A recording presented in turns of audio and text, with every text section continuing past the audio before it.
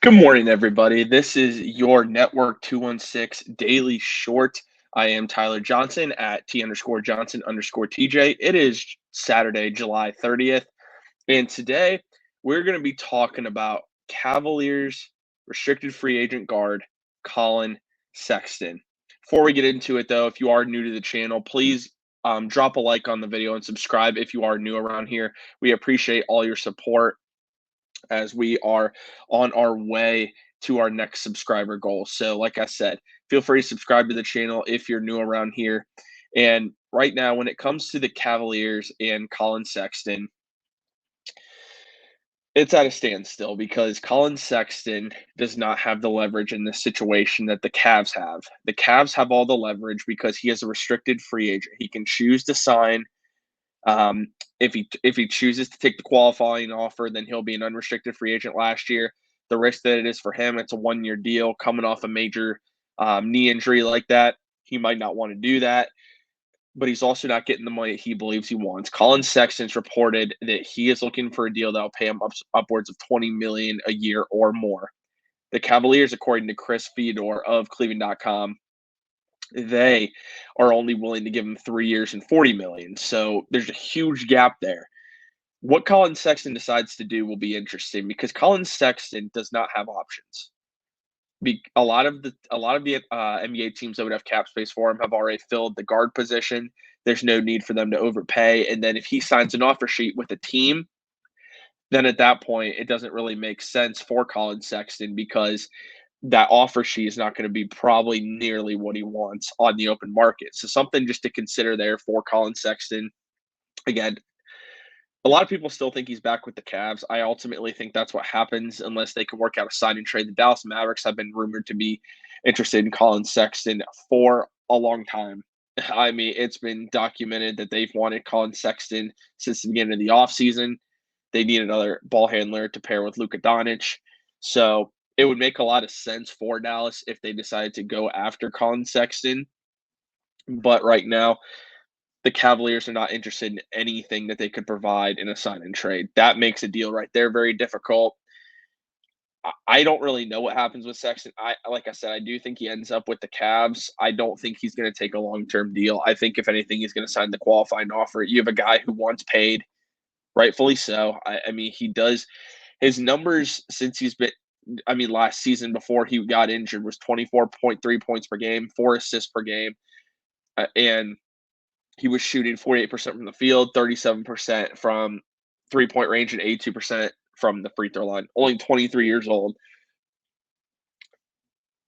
It's tough because you also have Caris LeVert, who the Cavs are looking to extend, and it's been reported by multiple outlets that it looks like the Cavaliers prefer Caris LeVert to Collin Sexton. If you have to make a choice there, you're probably going to end up keeping Caris LeVert, especially considering it looks like he's already accepted taking that role off the bench. And we don't know if Collin Sexton would want to be a six man for the Cavaliers, given that might be the role that they look for him to have. So I think Caris LeVert's here more long term over Collin Sexton. Again, it's quite a dilemma for the Cavs to decide what they're going to do. I mean, Collin Sexton is a young guard.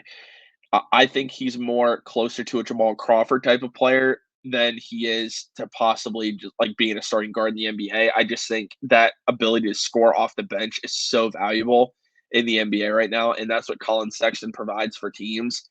I think he'd be great fit off the bench for the Cavs. I just don't know if that's the type of role that he wants himself. And I think having Caris LeVert, it makes it easier for the Cavs because the Cavs seem to really like Caris LeVert. I mean, they gave up a good amount to get him, draft pick wise. So I think they like Caris LeVert. I don't know what's going to happen there. There's a good chance they could actually extend LeVert this offseason. I think if they do, the writing's on the wall for Collin Sexton. He's either going to have to take the Cavs offer, like the Cavs 3 or $40 million offer, or he's going to have to sign the qualifying offer.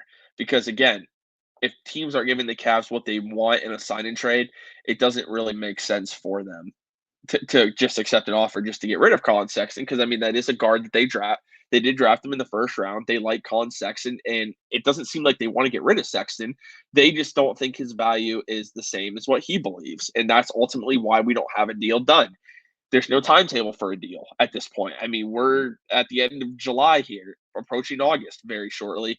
We still don't have an update. We haven't heard anything on Collin Sexton and the Cavs in a while that talks are even really taking place outside of what the Cavs offered them.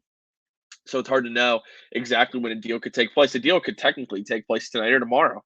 I mean, it could, but the reality is, it doesn't seem like it's close. It doesn't. And I know a lot of Cavs fans want Collin Sexton back. I'm indifferent on it. I am. I just you brought in Karis LeVert. If Collin Sexton wants to sign a team friendly deal, sure. I'm just not willing to pay him over 20 million a year, which is what he wants. I'm not willing to do it. Like I said, if you can get me about the $15 million range, that's where I'm at with Collin Sexton. I think he's a good young guard. I think he's best suited to be a six man in the NBA, and that's not an insult to the player. Jamal Crawford's one of the best six men in NBA history. I mean, you have other players that are really using that six man role and making it their own. And that's exactly what Collin Sexton could do. And he could be the best six man in the NBA. That's just the type of player he is. He's a score. The guy's a scorer. And there's no denying that that's what he does. I just think that's better suited for his role than being like a starting shooting guard or starting point guard in the league. But again, that's not an insult to Collin Sexton. It's just the type of player that he is. He's a scorer. And scorers like that are best utilized as six men in the NBA. I think that's the role that he should have moving forward. And if he's willing to accept that role, I'd love to have him here long term. But he would have to take a contract that's more team friendly as opposed to him taking 20 million a year. Again, we're gonna really continue to monitor this as the summer goes on because none of us know when Collin Sexton's gonna sign. I know we got Brown's training camp, we got the Guardians that are past the All-Star break now, going towards a playoff push. So Ohio State football begins very soon, like in about a month. So there's a lot going on right now. We'll keep you updated on the Collin Sexton situation, but not really sure when we're going to have an end result to this. Hopefully sooner rather than later, for the sake of Collin Sexton and for the sake of the Cavs. I mean, because again, maybe they're not extending LeVert because they want to see what happens with Collin Sexton. There's a lot of unanswered questions here. Could the Cavs look at pursuing Donovan Mitchell? That's something that has been talked about a lot on social media, is that the Cavs could look that way, and a lot of people that cover the NBA think that Donovan Mitchell will be a great fit for the Cavs. I am one of those people. That's another conversation for another time, though. Could the Cavs? I mean, look at any other star out there. If they think they're a star away and they want to make a move, I don't know who's all on the trading block besides really besides Donovan Mitchell at this point. Maybe the Cavs look at it though. They might. I mean, you don't know, but the Cavs have all the talent in the world to really be a force in the East this year. Darius Garland, Evan Mobley. I like Lauri Markkanen a lot. He's a great fit for what they want to do. Karis LeVert's a really good player. Jared Allen. I mean, you have a core of Jared Allen, Evan Mobley, and Darius Garland that I believe if Evan Mobley takes the next step that I think he's going to take, can challenge for an Eastern Conference title. The Eastern Conference is really tough. I mean, you have Giannis there, you still have KD and Kyrie that are with Brooklyn, Tatum, and Jaylen Brown with the Celtics. That's another situation I would explore. And I'll talk about a video on that one day, as well as Jaylen Brown after the Celtics put him on the trade market for KD. He doesn't seem too happy with Boston. If I was the Cavs, I would make a call about Jaylen Brown, even though they were unable to get him or Jason Tatum in the Kyrie trade that sent Kyrie Irving to the Boston Celtics. But again, that's a topic for another time. A really good discussion. I'd love to talk about Cavs potential trade targets, but that's been your Network 216 daily short. If you guys aren't already, please follow us on social media at Network 216. We have content coming out for you guys every single day, especially on the Twitch channel. So if you're not following the Twitch channel, I recommend you guys go do that. We're nearing 500 followers, but we also want to increase that number of subscribers.